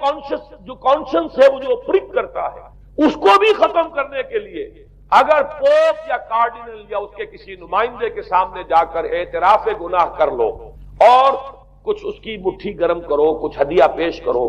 تو توبہ نامہ معافی نامہ تمہیں دے دیا جائے گا، اور وہ جو چیز ہے وہ تمہارے لیے سند ہے کہ کوئی تم سے بات پر تمہارے گناہ کے نہیں۔ پھر ان کی قیمتیں تھیں، ان کے لیے بڑی بڑی جو ہے ہدیے مقرر کیے گئے تھے۔ تیسری چیز بائبل کا اول تو یہ کہ مفہوم جو ہے وہ کوئی سند نہیں، اس لیے کہ بائبل ہانٹ کر رہی تھی نا، اولڈ ٹیسٹامنٹ بھی ہے، یہ حضرت مسیح کی یہ 4 انجیلیں بھی ہیں، یہ تعلیم کچھ اور ہے، لہذا بائبل جو ہے وہ سند نہیں ہے۔ سند پوپ کا جو ہے فرمان، وہ بائبل کی شرح کرنے کی، بائبل کی طرف سے کوئی دلیل لانے کی کسی کو کوئی حق حاصل نہیں۔ یہ جبر تھا، یہ تشدد تھا یورپ میں، یہ وہ دور تھا جبکہ اسلام پھیل رہا تھا۔ میں نے اسی لیے آپ سے کہا تھا، نوٹ کرایا آپ کو، 529 میں جسٹینین کا یہ فرمان تھا، 571 میں حضور کی ولادت ہو رہی ہے، وہی صدی ہے، اور 630 کے آس پاس، بلکہ 629 کے آس پاس سلطنت روما کے ساتھ مسلمانوں کا ٹکراؤ شروع ہوا۔ تو یہ تاریخی ان کو ریلیشن جو ہے ذہن میں رکھیں۔ جس وقت مسلمان آئے اور 200-300 برس جو ان کے عروج کے ہیں، اس وقت آپ کو معلوم ہے کہ تقریباً 6 صدیاں ہو چکی کہ یورپ بالکل جس کو کہا جاتا ہے ڈارک ایجز، انتہائی تاریخ، مذہبی جبر اور استبداد، اس کے سوا کچھ نہیں۔ اور ملاؤں کی حکومت جسے آپ کہیں گے، جسے آج کل کی اصطلاح میں کہا جائے گا، وہ جس کو چاہے جو چاہے سزا دے دے، پوپ کو اختیار حاصل ہے۔ کسی کے بارے میں ذرا جیسے بعض اوقات خبریں سچی ہیں یا جھوٹی، لیکن میں مثال دے رہا ہوں جیسے خبریں آتی رہی ہیں ایران کے بارے میں کہ کہیں اگر معلوم ہو گیا ہے تو پاسداران انقلاب پہنچے اور سمری ٹرائل اور فوراً ختم کیا آدمی۔ اس قسم سے انکوزیشن رپورٹ جو ہے وہ کورٹس وہاں قائم ہوئی، اور یوں سمجھیے کہ لاکھوں افراد تحت کیے گئے، زندہ جلائے گئے۔ لیکن اس کے بعد جب عالم اسلام میں وہ روشنی پھیلی، اور خاص طور پر بنو عباس کے زمانے میں، اب بھاگ بھاگ کر وہاں جو بھی تھے فلسفے کے اور سائنس کے کوئی دلچسپی رکھنے والے، وہ بھاگ کر عالم اسلام میں آ گئے۔ یہاں اب وہ کتابیں جو ہے ان کے ترجمے ہوئے، خاص طور پر مامون اور ہارون الرشید کے زمانے کے اندر یہ علم جو ہے ہندوستان سے بھی لیا، یونان سے بھی لیا مسلمانوں نے، اور اس کے بعد یہ غرناطہ اور قرطبہ کی یونیورسٹیوں کے ذریعے سے اس علم نے پینیٹریٹ کیا ہے دوبارہ یورپ میں۔ دیکھیے سرکل کیسے بنا ہے، یونان کا علم آیا ہے پہلے عالم اسلام میں، مڈل ایسٹ میں، اور پھر ادھر سے ہو کر چکر کھا کر اور اسپین کی یونیورسٹیوں کے ذریعے سے یورپ میں انٹروڈیوس ہوا ہے۔ اس وقت پھر اصلاح مذہب کی تحریک شروع ہوئی، اور ساتھ ہی تحریک احیاء العلوم رینیسنس، اس کے نتیجے میں وہاں بیداری پیدا ہوئی۔ لیکن یہ بیداری اب آپ نوٹ کر لیجئے، ایک تو پروٹیسٹنٹ مذہب پیدا ہوا، اور کئی سو برس تک تصادم رہا کیتھولکس کے اندر اور پروٹیسٹنٹس میں۔ پورے اسلام کی تاریخ میں کبھی اتنے خونی فسادات نہیں ہوئے ہیں، کبھی بھی شیعہ سنی فساد بھی کبھی اتنا نہیں جتنا کہ کئی سو برس تک رومن کیتھولکس اور پروٹیسٹنٹس کے مابین یورپ میں ہوتا رہا۔ بلکہ اس میں تو ایسے ایسے واقعات آتے ہیں کہ لگ بھگ 10 لاکھ افراد جو ہیں وہ ختم ہوئے ہیں۔ یہ آپس کا تصادم جو تھا، پروٹیسٹنٹ مذہب جو پیدا ہوا اصلاح مذہب کی تحریک کے ذریعے سے، اور وہ رومن کیتھولک پاپائیت والا نظام، ان کے درمیان جو تصادم ہوا، 10 لاکھ کی تعداد بتائی جاتی ہے کہ آدمی مارے گئے۔ بلکہ فرانس کا ایک شہر ہے، وہاں تو 19 دن تک مسلسل قتل عام کیا گیا پروٹیسٹ، اور وہاں حاملہ عورتوں کے جو ہے پیٹ چاک کر کے بچے نکال کر ان کو بھی جو ہے ختم کیا گیا۔ یہ سارا ظلم جو ہے وہاں ہوا ہے، تصادم ہوا ہے۔ اس کے نتیجے میں آپ خود سوچئے کہ کس قدر نفرت پیدا ہوئی عوام کے اندر مذہب سے۔ اس کے ساتھ ہی اب وہ علم ہوا، سائنس شروع ہوئی، لہذا علم اور سائنس دونوں کی جڑ میں مذہب سے شدید نفرت پیدا ہوئی۔ یہ ہے وہ سبب کہ جس نے یہاں سے راستے علیحدہ کر دیے، اور مذہب کیونکہ جبر کرتا ہے، مذہب کیونکہ عقل کے اوپر بیڑیاں بٹھاتا ہے، پہرے بٹھاتا ہے، بیڑیاں ڈالتا ہے، اور مذہب کیونکہ تشدد کرتا ہے، لہذا مذہب کے خلاف ایک نفرت، ایک ریئیکشن، یہ ہے اس ساری سائنسی ارتقاء اور سائنٹیفک اور ٹیکنالوجیکل جو ڈیولپمنٹ ہوئی ہے، اس کی جڑ میں مذہب سے نفرت جو ہے اس کے بیج بو دیے گئے۔ اور یہ جو 250-300 سال میں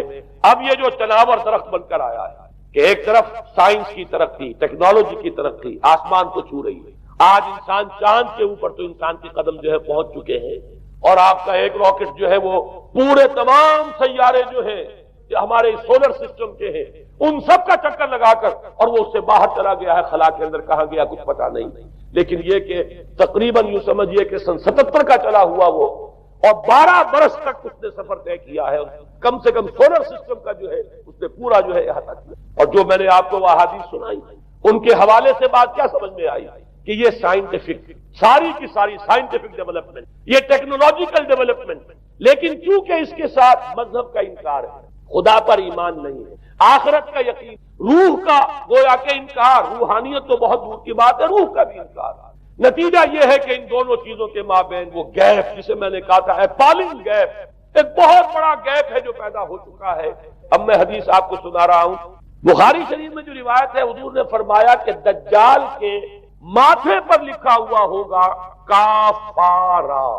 کفر، الفاظ یہ ہے انہو مکتوب بین عینیہ کافارا، علیحدہ علیحدہ، یقرأہ کل مومن کاتب و غیر کاتب، وہ اس طرح نمایاں لکھا ہوا ہوگا کہ ہر شخص اسے پڑھ لے گا، چاہے وہ لکھنے والا ہو چاہے نہ ہو، لکھا پڑھا ہو چاہے نہ ہو، یعنی اس تہذیب کی پیشانی پر کفر لکھا ہو، مذہب سے دشمنی، مذہب سے بغض، مذہب سے دوری، مذہب کی ہر چیز کی ضرورت۔ آج جو ایک ورلڈ سویلائزیشن ہے، ایک عالمی تہذیب ہے جس کا کہ غلبہ ہے ہمارے اس پورے گلوب پر، اس میں تین چیزوں کے مقابلے میں تین چیزوں کی اہمیت ہے، خدا کی اہمیت نہیں ہے، ہوگا، ہم انکار بھی نہیں کرتے لیکن ہم جانتے بھی نہیں کہ ہے کہ نہیں، ہاں اہمیت کائنات کی، غور کرو، کائنات کے قوانین کو سمجھو، ایکسپلائٹ کرو، قوت جو ہے نیچر کی قوت اس کو مسخر کرو، اس کو استعمال کرو، ہوگا خدا ہے یا نہیں ہے، چھوڑو اس بحث کو، اصل اہمیت جو ہے وہ کائنات، اسی طرح اصل اہمیت اس مادے کی ہے، روح ہوگی کوئی شے ہمیں نہیں پتا، نہ ہم دیکھ سکتے ہیں، نہ ہم اسے چھو سکتے ہیں، نہ چکھ سکتے ہیں، ہوگی، لیکن یہ کہ اصل جو ہے اہمیت وہ مادے کی ہے، اس کی فکر کرو۔ اسی طریقے سے حیات دنیاوی، اصل سے حیات دنیاوی، اس کو بناؤ، سنوارو، بہتر سے بہتر زندگی گزارو، ویلفیئر سٹیٹ ہو، بہت ہی عمدہ ماحول ہو اور ہر چیز کو، لیکن حیات ہوگی، اب تو آرام سے گزرتی ہے، آخرت کی خبر خدا جانتا ہے یا نہیں ہے، اس سے ہمیں کوئی بحث نہیں۔ تین چیزوں کے مقابلے میں تین چیزوں کی اہمیت، یا یوں کہیے کہ تین چیزوں کے مقابلے میں مقابل کی تین چیزوں کو بالکل غیر اہم، اس کی طرف کو توجہ کا ارتکاز کائنات پر ہے، ذات باری تعالیٰ پر، ذات و صفات باری تعالیٰ ایک صرف علمی موضوع ہے، اصل توجہ کی شے کائنات، روح ہوگی کوئی شے، اصل شے جسم ہے اور مادہ ہے، حیات اخروی ہمیں نہیں پتا، کسی نے واپس آ کر خبر نہیں دی مرنے کے بعد، لہذا ہم نہیں کہہ سکتے ہے کہ نہیں، البتہ یہ کہ حیات دنیا بھی تو ہے، اس کو مضبوطی کے ساتھ تھامو، اس کو بہتر بناؤ، توجہ کا اصل ارتکاز حیات دنیاوی، یہ ہے وہ گلوبل سویلائزیشن جو در حقیقت یورپ سے ابری، اور یورپ سے ابری ہے، اس کی بنیاد میں مذہب کی دشمنی موجود، جو رد عمل تھا در حقیقت اس پاپائیت کے نظام کا، جو پولزم کے ذریعے سے دنیا میں قائم ہوا، یہ وجہ ہے۔ اور آج انسان جہاں کھڑا ہے، غور کیجئے، انتہائی ہولناک جنگ جو ہے وہ اس کے سر پر ایک خطرے کے طور پر مسلط ہے۔ دو جنگیں اس ایک صدی میں ایسی ہو چکی ہیں جنہیں اپنے ورلڈ وار 1 اور ورلڈ وار 2 اتنے بڑے پیمانے پر قتل و غارت دنیا میں پہلے کبھی نہیں، اس لیے کہ پہلے فوجوں کی جنگیں ہوتی تھی، آبادیوں پر جا کر کہیں کوئی قتل عام ہو گیا، ورنہ یہ کہ قبضہ لیا، پہلے وہ کسی اور کی ریت تھے، اب کسی اور کی ریت ہو گئی۔ آیا بابر آیا، اس نے پانی پت کے میدان کے اندر ابراہیم لودھی کو شکست دے دی، دلی میں آ کر اس نے کسی کا خون نہیں بہایا، بس وہ آ کے تخت پر قابل ہو گئے۔ کہیں کہیں ہوئے ہیں فتنے یا پھر عذاب الہی آتے رہے ہیں کہ رسولوں کے انکار کی سزا کے طور پر قوم نسیہ منسیہ کی گئی ہے، لیکن جنگیں جو دنیا میں ہوتی وہ جنگوں کا معاملہ جو ہے وہ اس نوعیت کا ہوتا تھا، وہ فوجوں کے درمیان ٹکراؤ ہوتا تھا، میدان جنگ میں کشتوں کے پشتے لگتے تھے، لیکن اس کے بعد نہیں ہو گیا، کہیں کسی نے بہت غصہ نکال دی، لیکن اس صدی میں اب جو جنگیں ہوئی ہیں اس سے تو ملک کے ملک تحت ہوئے، آبادیاں ختم ہوئی، اور جو تیسری جنگ ہوگی یہ جان لیجئے، آخر انسان کب تک اسے ٹالے گا؟ رشیا کے بارے میں یہ سمجھنا کہ وہ پیچھے ہٹ گیا ہے، پشپائی اختیار کر لی، اس نے بہت بڑی حماقت ہے، وہ در حقیقت اب ڈپلومیسی کی راہ سے سپریمیسی چاہتا ہے، لہذا تصادم تو ہو کر رہا ہے۔ مولانا مناظر حسن گیلانی رحمۃ اللہ علیہ کے خیالات جو ہیں وہ مجھے اس سورہ کہف کے ابتدائی آیات کے ضمن میں مجھے ان سے اتفاق ہے، اور بہت سی چیزیں ان سے ماخوذ ہیں۔ اسی طریقے سے جو حدیث اب میں آپ کو بتا رہا ہوں، میرے سامنے اس کا متن نہیں ہے، مولانا حامد میاں رحمۃ اللہ علیہ انہوں نے مجھے یہ بتایا تھا کہ جو میں نے جمع کیے ہیں حالات و واقعات، قیامت سے پہلے جو حالات و واقعات پیش آنے والے ہیں جن کی پیشین گوئی احادیث میں ہے، ان سے معلوم ہوتا ہے کہ ایک بہت بڑی خوفناک جنگ، اتنی بڑی خوفناک جنگ، اور ان کے الفاظ یہ ہے کہ اس میں دونوں فریق جو ہوں گے ان میں بڑی تعداد عیسائیوں کی ہوگی، ادھر بھی ادھر بھی، ایک طرف البتہ عیسائیوں کے ساتھ مسلمان بھی ہوں گے، یہودی بھی ہوں گے، اور دوسری طرف خالص عیسائی طاقت، اور ان کے درمیان اتنی خوفناک جنگ ہوگی۔ الفاظ ان کے یہ ہے اس حدیث کے جو انہوں نے مجھے بتائے کہ ایک پرندہ سینکڑوں میل تک پرواز کرے گا اور اسے سوائے لاشوں کے اور کچھ نظر نہیں۔ آپ تصور کیجئے اگر ایٹامک وار ہو جاتی ہے تو یہی ہوگا، تہس نہس ہو جائے گا، معاملہ ختم ہو کر رہ جائے گا۔ اور یہ چیز جو ہے یہ بہرحال یہ جتنا کچھ پائل اپ کیا گیا ہے، یہ ڈسٹرکٹیو فورس سائنس کی یوں سمجھیے کہ معراج اب یہی ہے۔ اب تو سٹار وارز کی باتیں ہو رہی ہیں کہ صرف زمین پر نہیں، باہر بھی یہ جنگیں ہمیں لڑنی پڑیں گی، لیکن یہ کہ اس کا کیا حل ہوگا۔ امریکہ میں ایک پکچر تیار کی گئی تھی، دی ڈے آفٹر غالباً اس کا نام ہے، اس میں ایک نقشہ دکھایا گیا ہے اس قدر ہولناک کہ یہ 100 اور اونچی منزلہ عمارتیں جو ہے یہ ایسے جیسے کہ کچے گھروندے ہوتے ہیں، ایسے وہ پگھل کر رہ جائیں گے، اور یوں سمجھیے کہ انسان جو ان کے اندر ہوں گے، ایک ایک منزل کے اندر، ایک ایک ایسی 100 منزلہ عمارت کے اندر ہزاروں آدمی ہوتے ہیں، جیسے کہ کوئی ایسی کالونی ہو کوئی ان کی چیونٹیوں کی، اور اس پوری کالونی کو آپ اپنے پاؤں سے مسل دیں، ایسے انسانوں کا حال اگر وہ جنگ ہو جاتی جس کا نقشہ کھینچا گیا ہے۔ یہ ہے در حقیقت وہ بات کہ جو مولانا مناظر حسن گیلانی فرما رہے ہیں ان آیات مبارکہ میں، وَيُنذِرَ الَّذِينَ قَالُوا اتَّخَذَ اللَّهُ وَلَدًا، تاکہ خبردار کر دے یہ قرآن ان لوگوں کو جنہوں نے کہا ہے کہ اللہ نے بیٹا بنایا ہے، بدترین شرک کا جنہوں نے ارتکاب کیا، اور اسی ولدیت مسیح کے عقیدے سے وہ ساری کرپشن جو ہے دین خداوندی کی، دین مسیح کی اصل جو دین تھا اس کی جو ہوئی ہے، اس کے نتیجے میں آج نوع انسانی وہاں کھڑی ہے۔ اسی لیے آیت نمبر 2 میں فرمایا وَيُنذِرَ بَأْسًا شَدِيدًا مِّن لَّدُنْهُ، تاکہ خبردار کر دے ایک بہت بڑی جنگ۔ ہمارے اکثر مفسرین نے یہاں پہ ایک بہت بڑا عذاب کہہ کر جو ہے وہ گزر گئے، لیکن واحد یہ لفظ ہے قرآن مجید کا یہ مقام ہے جہاں لفظ باس آیا ہے، اور مولانا مناظر حسن گیلانی نے بحث کی باس تو جنگ کو کہتے ہیں، قرآن مجید میں جہاں بھی یہ لفظ آیا جنگ کو کہتے ہیں۔ تو ایک بہت بڑی ہولناک جنگ جس کے لیے فرمایا من لدنہ، یہ تمہارے اپنے پیمانوں پر نہیں آئے گی، یہ تمہارے حساب کتاب میں نہیں آ سکتا جو ڈسٹرکشن ہوگی، جیسے کہ آپ علم لدنی کہتے ہیں۔ ایک علم وہ ہے جو جانے بوجھے طریقے سے حاصل کیا جاتا ہے، ایک علم لدنی ہے جو خاص اللہ تعالیٰ اپنے کسی بندے کو عطا فرما دے۔ اس جنگ کی جو ہلاکت خیزی ہے وہ تمہارے حساب کتاب میں آنے والی نہیں۔ لِيُنذِرَ بَأْسًا شَدِيدًا مِّن لَّدُنْهُ وَيُبَشِّرَ الْمُؤْمِنِينَ الَّذِينَ يَعْمَلُونَ الصَّالِحَاتِ أَنَّ لَهُمْ أَجْرًا حَسَنًا مَّاكِثِينَ فِيهِ أَبَدًا۔ البتہ اللہ تعالیٰ بچائے گا اپنے اہل ایمان بندوں کو جو نیک عمل پر بھی قائم ہے۔ اب میں وہ حدیث آپ کو سنا دوں، آج سے پہلے میں اس دعا کی اصل عظمت کو اتنا نہیں سمجھ پایا تھا جتنا آج سمجھا۔ یہ جو عظیم دعا ہے جس میں اتنی لجاجت، اتنی ہیوملٹی حضور نے اختیار کی ہے جس سے آگا کے سوال نہیں۔ اللہم انی عبدک وابن عبدک وابن امتک، اے اللہ میں خود تیرا بندہ ہوں، میرا باپ بھی تیرا ادنا غلام، میری ماں تیری ادنا کلی، فی قبضتک، میرا پورا وجود تیرے قبضہ قدرت میں ہے، تیرے ہی اختیار میں ہے، فی قبضتک ماضٍ فی حکمک، میرے پورے وجود میں تیرا ہی حکم جاری و ساری ہے، عدل فی قضاؤک، اور جو فیصلہ بھی تو میرے بارے میں کرے، جو بھی کرے وہ عدل ہے، انصاف ہے، کہ ہر کے ساقی ماریخ عین الطاف، ماضٍ فی حکمک عدل فی قضاؤک، ناصیتی بیدک، میری پیشانی تیرے ہاتھ میں ہے، جدھر چاہے موڑ دے۔ یہ جو اپنی نفی ہے، نفی اس اعتبار سے بھی اپنی انانیت کی نفی، انی عبدک وابن عبدک وابن امتک، پھر اپنے وجود کی نفی، اپنی مرضی کی نفی، اپنے اختیار کی نفی، فی قبضتک ماضٍ فی حکمک ناصیتی بیدک عدل فی قضاؤک۔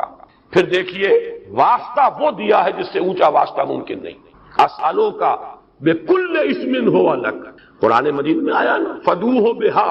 وللہ الاسماء الحسنی فدوہ بہا، اچھے نام اللہ کے ہیں، اس کو پکارا کرو ان ناموں کے حوالے سے۔ اب نام کہاں سے جمع کریں سارے؟ ایک میں اسالوں کا بکل اسم ہو لک، جو بھی تیرے نام سمیت بہ نفسک، جن سے تو نے خود اپنے آپ کو موسوم کیا، او علمتہ احدا من خلقک، یا تو نے اپنی مخلوق میں سے کسی کو وہ نام سکھایا، او انزلتہ فی کتابک، یا وہ نام تو نے اپنی کسی کتاب میں نازل کیا، اب استاثرت بہ فی مکنون الغیب عندک، یا اس کو تو نے خود اپنے خزانہ غیب میں محفوظ رکھا ہوا ہے۔ تیرے وہ نام بھی ہیں جو تو نے کسی کو ابھی سکھائے ہی نہیں، تو نے اپنی کتاب میں کسی میں نازل ہی نہیں کیے، وہ تو تیرے خاص خزانے کے اندر وہ ابھی در مکنون ہے، وہ ابھی تیرے پاس موجود ہے۔ یہ اس سے بڑا اب واسطہ کیا ہوگا؟ مانگا کیا ہے ذرا غور کیجئے، ان تجعل القرآن ربیع قلبی ونور صدری وجلاء حزنی وذہاب ہمی وغمی. استدعا میں یہ کر رہا ہوں پروردگار اس قرآن کو میرے دل کی بہار بنا دے، میرے دل کا نور بنا دے. نور صدری ان تجعل القرآن ربیع قلبی، میرے دل کی بہار، ونور صدری میرے سینے کا نور، وجلاء حزنی یہ حزن جو جس سے کہ محمد دو چار ہے صلی اللہ علیہ وسلم، یہ وہ کیفیت جو ہے قبض کی، اس کو دور کرنے کا ذریعہ بنا دے اس قرآن کو. جلاء حزنی وذہاب ہمی وغمی، اور میرے ہموم، میرے تفکرات، میرے غموں کو دور کرنے کا ذریعہ بنا دے. یہ عظیم دعا آج سورۃ الضحیٰ پر غور و فکر کرتے ہوئے، ویسے تو میں تقریباً 30 برس سے اس دعا کا مبلغ ہوں، اس لیے کہ جب میں نے یہاں کام شروع کیا تھا لاہور میں، جو تقریریں کی تھی مسلمانوں پر قرآن مجید کے حقوق کے نام سے جو شائع شدہ ہیں، اس پمفلٹ کے آخر میں نے یہ دعا درج کی ہے. یہ اصل میں کچھ مختلف احادیث میں ٹکڑے آئے ہیں، کہیں کوئی ایک ٹکڑا کم ہے، کہیں دوسرا کم ہے. میں نے بڑی تحقیق کر کے تمام روایتوں کو جمع کر کے پھر اس کو مرتب کیا ہے، اور وہ بڑی خوبصورت میں نے اس کی سیٹنگ کی ہے، اور وہ اس کتابچے کے آخر میں ہے. اللہم انی عبدک وابن عبدک وابن امتک فی قبضتک ناصیتی بیدک ماض فی حکمک عدل فی قضاؤک اسألک بکل اسم هو لک سمیت به نفسک او علمته احدا من خلقک او انزلته فی کتابک او استاثرت به فی مکنون الغیب عندک ان تجعل القرآن ربیع قلبی ونور صدری وجلاء حزنی وذہاب ہمی وغمی. یہ وہ کیفیت ہے، اور وہ قرآن جو اس کیفیت میں سب سے زیادہ پر تاثیر ہے وہ یہ قرآن ہے، ان دو صورتوں پر مشتمل قرآن. سورۃ الضحیٰ اہم ہے. هو الذی خلق الموت والحیات، جس نے پیدا کیا، تخلیق فرمایا ہے موت کو بھی اور حیات. اب یہاں پر جہاں تک حیات کا ہمارا تاثر ہے، تصور ہے، وہ تو یہ ہے کہ یہ ایک مثبت وجودی حقیقت ہے، لیکن موت کے بارے میں ایک مغالطہ ذہنوں میں بیٹھا ہوا ہے. بالعموم اس کا بارے میں ذہنوں میں یہ خیال ہے کہ موت معدوم ہو جانے کا نام. چنانچہ بعض جگہ پر تو آپ اکثر و بیشتر تراجم میں بھی دیکھیں گے کہ جیسے قرآن مجید میں سورہ بقرہ کے 30 رکوع میں جو آیت آئی کیف تکفرون باللہ وکنتم امواتا فاحیاکم ثم یمیتکم ثم یحییکم، وہاں بھی آپ دیکھیں گے کہ موت مقدم، حیات اس کے بعد. لیکن یہ کہ اس موت کے بارے میں اکثر لوگوں کا مغالطہ ہے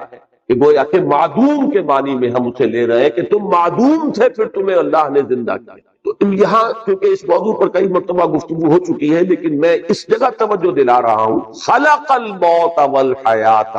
موت بھی در حقیقت مخلوق ہے. یہ ایک مثبت حقیقت ہے جس پر کہ تخلیق کا عمل گزرا ہے. یہ موضوع ہے عمل تخلیق کا، یہ ایک مثبت وجودی حقیقت ہے. موت در حقیقت معدوم ہونے کا نام نہیں ہے، اس لیے کہ عدم پر تخلیق کا اطلاق نہیں ہو سکتا. عدم کو پیدا کیا کیسے جائے گا؟ عدم تو در حقیقت جو ہے وہ تخلیق کے بالکل منافی ہو جائے گی، ضد ہو جائے گا. لہذا جیسے زندگی ایک مثبت حقیقت ہے جس پر کہ لفظ تخلیق کا اطلاق ہو رہا ہے، ایسے ہی موت بھی ایک مثبت وجودی حقیقت ہے جس پر کہ عمل تخلیق کا اطلاق. خلق الموت والحیات لیبلوکم ایکم احسن عملا. اب اس میں دیکھیے کہ جہاں تک اس موت کا تعلق ہے جو ہماری زندگی کے بعد آنے والی ہے، اس کے بارے میں تو ہمیں یقین کے ساتھ معلوم ہے کہ وہ معدوم ہونے کی بات نہیں، وہ تو ہمارے ایمان کے بنیادی آرٹیکل آف فیتھ جنہیں کہا جائے گا اس میں شامل ہے. اس لیے کہ موت معدوم ہونے کا نام نہیں ہے، بلکہ موت تو در حقیقت ایک کیفیت سے دوسری کیفیت کو منتقل ہونے کا نام ہے. آخری جو بھی ہمارا اس حصہ ہے زندگی کا وہ حیات اخروی، وہ تو سب سے بڑی حقیقت ہے، سب سے بڑی زندگی ہی وہ ہے. لیکن یہ درمیانی وقفہ بھی معدوم ہونے کا نام نہیں، بلکہ جیسا کہ آپ کو معلوم ہے عالم برزخ میں بھی ایک نوع کی زندگی ہے، حیات برزخی ہے. اس حیات برزخی کے اندر بھی انسان پر کیفیات وارد ہوں گی، جیسے کہ مشہور ہمارے ہاں اصطلاح ہے عذاب قبر. تو صرف عذاب قبر کا معاملہ نہیں ہے بلکہ ثواب قبر کا معاملہ بھی ہے. اس لیے کہ صحیح احادیث میں یہ موجود ہے کہ قبر جو ہے یا جنت کے باغیچوں میں سے ایک باغیچہ اور یا دوزخ کے گڑھوں میں سے ایک گڑھا. تو معلوم ہوا کہ یہ برزخ کا دور جو ہے یہ بھی معدوم ہو جانے کا نام نہیں ہے. بہرحال اور اس کے بعد جو اصل زندگی شروع ہوگی وہ تو ابدی زندگی ہے، اور حقیقت میں تو وہی اس قابل ہے کہ اسے زندگی قرار دیا. وَإِنَّ الدَّارَ الْآخِرَةَ لَهِيَ الْحَيَوَانُ لَوْ كَانُوا يَعْلَمُونَ، یقیناً وہ پچھلا گھر اور پچھلی زندگی جو ہے اصل زندگی تو ہے ہی وہ، کاش کہ انہیں معلوم۔ البتہ یہ جہاں تک دو حیاتیں ہیں، حیات دنیاوی، حیات اخروی، اور ان کے درمیان میں یہ حیات برزخی، یہ تو تین چیزیں وہ ہیں کہ جو قرآن مجید سے ابتدائی تعارف رکھنے والا شخص بھی جانتا ہے اور ہر مسلمان کے وہ ایمان کے لازمی اجزاء میں شامل۔ لیکن ایک حیات اس سے پہلے، ایک موت اس سے پہلے آ چکی، یہ در حقیقت فلسفے اور حکمت قرآنی کا ذرا غامض پہلو، مختلف مقامات پر اس کی طرف اشارات ہیں، تفاصیل اس کی آپ کو قرآن میں نہیں ملے گی، اس لیے کہ جو حکمت کے غامض مسائل ہیں انہیں قرآن مجید نے تفصیل کے ساتھ اس پر بحث نہیں کی، اس لیے کہ قرآن مجید صرف حکماء کے لیے نہیں ہے، فلاسفہ کے لیے نہیں ہے، بہت اعلیٰ عقلی صلاحیتیں رکھنے والوں کے لیے نہیں ہے، یہ عامیوں کے لیے بھی ہے، عوام کے لیے بھی ہے۔ لہذا اس میں زیادہ تر بحث کی گئی ہے تفصیل کے ساتھ انہی چیزوں پر کہ جو سب کے ذہن کی گرفت میں آ جائے، سب کے علم کی سطح تک رسائی جو ہے ان چیزوں کی ہو جائے، اور باقی چیزیں جو ہے کہ جو زیادہ غامض ہیں، دقیق ہیں، فلسفیانہ حقائق ہیں، ان کی طرف صرف اشارے، اس لیے کہ ان کو ظاہر بات ہے کہ ان سے دلچسپی رکھنے والے عقلاء اور حکماء ہوں گے، اور عاقلاں را اشارہ کافی ہے، عاقلوں کے لیے ظاہر بات ہے کہ اشارہ کافی ہے۔ وہ جب وہاں سے گزریں گے وہ ڈیرا لگا کر بیٹھ جائیں گے، جیسے کہ میں نے ابھی آیت آپ کو سنائی، کیف تکفرون باللہ وکنتم امواتا فاحیاکم ثم یمیتکم ثم یحییکم ثم الیہ ترجعون۔ معلوم ہوا چار ادوار ہیں، ایک موت پہلے تھی، پھر اس کے بعد احیاء ہوا ہے، پھر اب یہ زندگی آئی ہے، پھر اماتہ ہوگا، پھر اس کے اوپر موت کا عمل وارد ہوگا، پھر احیاء ہوگا، اور پھر وہ زندگی ابدی ہو جائے۔ لیکن یہ مضمون جو ہے اپنی کلائمیکس میں جو سامنے آیا ہے وہ سورہ غافر یا سورہ مومن، یہ دو نام ہیں سورہ مبارکہ کے، اس کی جو آیت ہے، اور میں نے سن 66 میں ایک مضمون لکھا تھا حقیقت زندگی کے عنوان سے، جو پہلے ہفت روزہ الاعتصام میں چھپا، پھر میثاق میں چھپا، پھر حکمت قرآن میں چھپا، میں بار بار کیونکہ وہ میری بہت ہی محبوب تحریروں میں سے ہے، پہلی مرتبہ اس میں نے اس آیت مبارکہ کی طرف اشارہ کیا، اور مولانا عبدالغفار حسن صاحب کا مدینہ میں اس وقت تھے، مدینہ منورہ میں یونیورسٹی میں پڑھاتے تھے، وہاں سے مجھے خط آیا کہ یہ پہلی مرتبہ تم نے اشارہ کیا ہے اور ایک بہت بڑی علمی حقیقت ہے